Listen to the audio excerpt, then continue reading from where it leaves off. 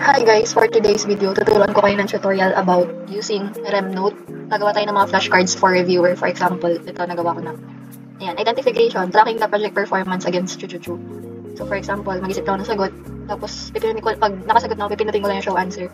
Ayan, so monitoring yung sagot, and then, for example, nakalimutan mo siya, click mo yung forgot.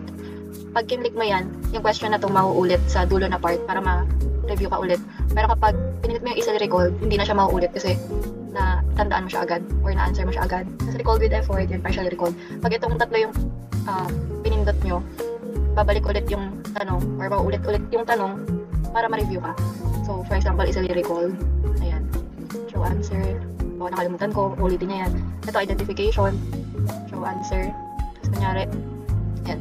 Easily recall. So, ganun siya. Pag na-encode mo na, ganito yung kakalabasan ng na-encode mong notes. Diba? Para ka nagko-quiz na talaga. Let's go. For example, gagawa tayo ng identification. Ayan, madami akong ayan, dito create document na lang muna. For example, project management. Title lang. Tapos, ayan, bullet notes. Lagi ako naka-bullet notes. For example, ito. Definition ng project management. Dito type ko yan. For example, or copy-paste. Type na lang natin. Project management. Para makagawa ka ng flashcards, i-click mo, magta-type ka ng 2 colon. Ayan. Tapos, yung definition niya is ipi-paste mo. For example, to. Ayan. Tapos, may arrow dito. Two-way siya. Kaya, ito na yung flashcards na meron tayo. Automatic yan. Two-way siya kasi, yung tanong is pwedeng project management yung sagot. Pwedeng yan yung sagot. Or parang may tanong din na ito yung sagot. Yung definition naman. Or, tingnan natin. Ayan. Parang, what is project management? Show answer. Easily recalled, then keep practicing. Yan naman, ano naman yung definition na to? That is project management. So, two-way siya. Pero kung gusto mo lang ng isang way, ayan, go to flashcard home. Balik tayo. Ayan. Kung gusto mo lang ng isang way, for example, kung saan nakaturo yung arrow, yun yung sagot. Backward card. So, pag ganyan lang, ito lang yung magiging sagot. Try natin, practicein natin. Practice again. So, isa na lang yung flashcard kasi nga isang one way lang yun. So, ayan, ano yung sagot dito? So, show answer, project management. Ganun lang siya, 2 column. Kung gusto nyo naman ng enumeration, for example, meron ako dito, steps of project management. Ayan. Pinapi-paste ko lang. Steps of project management. Kung gusto nyo ng ganitong identification, 2 colon lang. Ngayon, pag gusto nyo ng enumeration, magta-type ka lang ng 3 colon. 1, 2, isa pa, 3. Ayan, magkakaroon din ng arrow dyan sa baba. Tapos, may another bullet. For example, steps siya since gawin nating numbered. Number 1. Type mo lang number 1, period, space. Tapos, for example, una ay tatype ko or copy-paste initiation.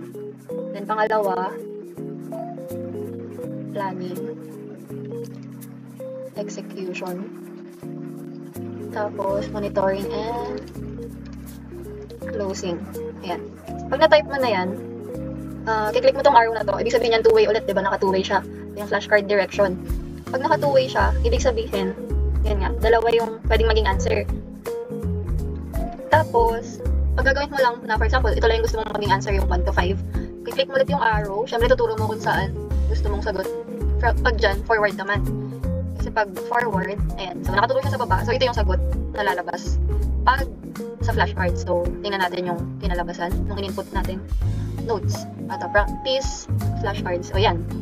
Ano yung 5 steps ng project management? So, for example, I will answer lang sa isip ko, initiation, planning, execution, monitoring, and closing. So, naalala ko siya. Ayan. Una, initiation. Easily recall, kasi na-recall ko yung una. Ayan, inisa-isa niya. Ayan. Easily recall, kasi naalala ko siya. So, hindi niya nauulitin.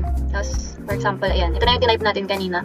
At ito, identify, blank is the act of planning, chuchuchu. So, show answer, project management. So, naalala natin. Yan. Tapos yung steps. Yan, naalala mo. Show again. Yan. Yan. So, ganun lang.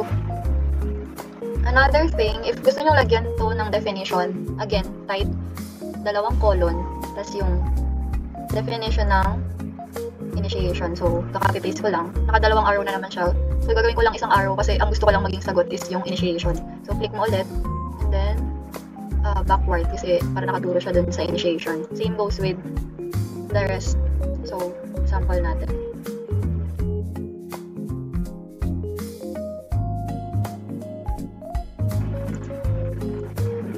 Ayan. So, tingnan natin. Yung mga definition na yan is, ito yung mga sagot. So, may enumeration na, may identification pa. So, tingnan natin sa flashcards. Ayan. So, diba? Ito yung breaking down. Yan. So, identification siya. Show answer. Yan. Planning yung sagot. Ganun lang siya. Sila recall. Yan. Ganun lang siya. Kanya nakalimutan ko. Ulitin niya yung tanong na yun. Ayan. Ganun lang siya. Another thing naman, so kapag may dadagdag pa kayo, bullet, press nyo lang enter. Yan. Diba, nag-align siya dito sa enumeration. So kapag gusto nyo maging bullet siya, gagawin nyo lang, shift, tab. Yan, para maging bullet siya. Or parang pag gusto nyo numbered, tab lang. Pag gusto nyo sa ilalim ng closing, may naka-under pa doon na bullet form, tab lang ulit. Yan. Pero shift tab kapag gusto nyo i-backward yung alignment niya. So another thing is, fill in the blanks naman tayo. Pwede rin tayo mag-fill in the blanks dito. For example, mag-fill in the blanks ako. Ika-copy-paste ko lang siya. Ayan. Kunyari ito yung fill in the blanks natin. Ang gusto ko dyan, gawing fill in the blank is itong North Star. So, ang gagawin mo is highlight mo lang yung North Star. Tapos, may nakikita tayong ganito. Close. Ayan, kapag fill in the blanks. I-highlight mo lang, tapos i-click mo lang to. Ayan. Ibig sabihin na ayan yung magiging sagot or ayan yung blank na sasagutin. Kapag nag-prompt ka ng ganyan, makikita mo na siya sa flashcards. So, ayan siya. Team charter is the team's blank. Outlining is purpose to show answer. Ayan. Delete ko lang ulit kung gusto mo pa ma-recall or ayaw mo na. Ganun lang siya. Kapag gagawa naman tayo ng multiple choice, another bullet, enter. Tapos, gagawa tayo ng questions. For example, may mga sample test na kayo na may multiple choice. Ganito yung gagawin natin. So, magta-type ka muna ng question. For example, ito. Ayan, paste ko lang. Ayan. So, di ba pag nag-press ka ng enter, makikreate siya ng another bullet. Pero, hindi yun yung gagawin natin. Kasi, dapat under siya ng question na to, di ba? So, ang gagawin natin dyan is shift, enter. Tapos, yan. Makikreate siya ng multiple lines. And, lalagyan natin yan ng choices sa baba. Ayan. Para malagyan natin ng choices sa baba. So, ganun lang ulit yung gagawin. For example, yung unang choices ay choice. Ito. For example, A, professionally. Type ko professionally. Tapos, para maka-create ka ulit ng isa pang text dito sa baba. Shift, enter pa din. Para under pa rin siya ng question na to. Letter B ay theoretically. Shift, enter. C, legally. Letter D, technically. Kung ganyan naman. So, paano mag-appear dyan yung answer? Another multi-line ulit. Shift, enter. Like, maglalagay ako dito ng i-italicize ko lang. Paslant natin. Answer. Yan. Type mo lang. Tapos, for example, ang answer ay letter A. Ayan. Parang gagawin mo lang din siya sa fill in the blanks. Highlight mo tong A. Then, press mo to. Click mo yan. So, pag ginawang flashcards na yan, try natin review. Ganyan yung kakalabasan niya. Diba? Parang, isipin mo lang. Architecture people who are academically and blank qualified due. So, saan dyan yung sagot ko? For example, sagot ko ay letter A. So, pipilitin mo lang yung show answer. Try natin. Hanapin natin. Ayan, ganito yung kakalabasan niya. Diba? Pwedeng in vocal mo lang siyang sasabihin. So, yun. Pwede mong sa isip lang, pwede mo rin sabihin out loud. Tapos, yun, show answer. Yan, letter A. So, recall. Ganun lang. For multiple choice naman, another thing pala na pwedeng gawin is ganito. Yan, meron ako na-discover dito. Add multi-line card. Click niya yan. Tapos meron dito multiple choice. Flashcard. Galing. Bago to. Updated na siguro to. Ayan. For example, magta-type ulit ako ng question. Ito yung front of card. Ayan. Ayan yung tanong. Tapos, maglalagay lang ako ng mga choices. For example, 100%. 90%. Tapos, 85%. Tapos, 75%. Ayan. So, yung tamang sagot dito is 75%. So, click nyo yung pag green, ibig sabihin correct answer. Incorrect yan. Ibig sabihin itong tatlong naka-red is incorrect. Ito yung tamang sagot. So, pwede rin palang dalawang correct answer. Pero, isa lang answer dito. So, ganyan siya. Try natin. Review. Yan. So, for example, sagot ko 100%. So, ito yung galing. Nice. So, ito yung correct answer. Diba? Papakita niya din. Nice. Much better kaysa sa ganito. Diba? Kasi itatype mo pa dito lahat. Pero dito, ayan, pwede ka na pumili ng correct answer. Pwedeng dalawa. Mag multiple choice. Nice. Tingnan natin sa flashcard. Ayan. So, for example, sagot ko ay so, recall with effort. Pero pwede rin isa recall. Naalala ko naman. Galing. Ayan. Pwedeng type your answer. Ayan. natin. I don't know. Di ba mali? Ibig sabihin close yun. Shortcut. Ito yung mga sample notes ko. Ayan. Puro enumeration yung part na to. Pwede kayo maglagay ng image. Ayan. Tapos pwede mo siyang i-adjust dito. Medium, or large, small, ganyan.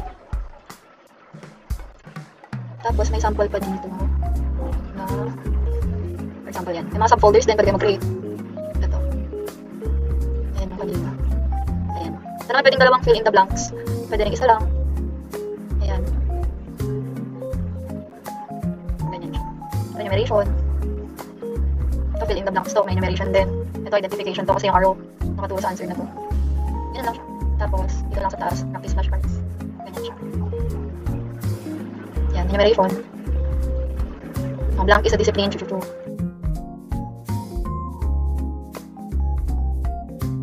Ayan, may na-discover ako. Bago to sa akin. Pwede na pala mag-type ng sagot. So, click nyo lang yung arrow. Then, meron dyan type answer. For example, type answer natin lahat yan. Yan, click nyo yung mga arrow. Ibig sabihin na type mo yung sagot dun sa flashcards. So, diba? Ito hindi ko alam kung pwede i-type yung answer pag ganito. Basta yan. For example, ito. Loose ends. Kunyari, sagot ko project management. Ano kaya kakalabasan? Yan yung type answer, check answer. Closing yung tamang sagot. Yan. So, automatic siya, forgot. So, mali yung sagot ko. Involves brainstorming. For example, ano yan? Sagot ko initiation. Check answer. Oh, tama. Ang galing. Pwede na, pwede na. So, siya na yung nagpo-prompt kung na-recall mo ba with effort or easily recall. Galing. So, ganun siya. Mas okay pala yung nag-type answer.